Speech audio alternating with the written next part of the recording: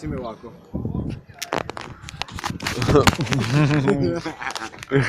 Krenuo sam, brat. Šta? Idemo snimu. Želite da popijete možda pivo u centru na trgu Kobasica? Ma da, brat.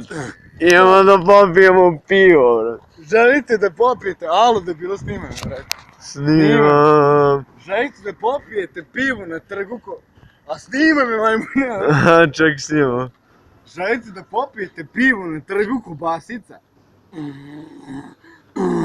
Market, diskont 0,24, brate. Razumeš? Svaki dan, ceo dan, pivo. Svaki dan, ceo dan, pivo. Znači, ceo dan pivo. Ajde, dođi malo, komš. Ček, what je market? O ja, uvijek market kako treba. Thumbnail, brate. Thumbnail, brat, komšu.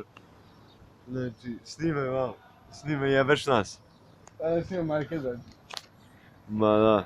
Pogledajte kakav izbor pića Znači, ima. imate da kupite šta god hoćete, bate, od svih novina, Marketa 0 do 24, vidiš ovo. pića, razumeš, koje šta. Kad god hoćeš, komšu. Sve me kako, flex mi. Ajde. Nabuđi se, brate. Ajde, da vidimo koliko si jak, zapravo. Imam puno para. Imam baš puno. Šta? Para. Stalno. Imam čega? Stalno. Para. Zašto? Zato. Fante.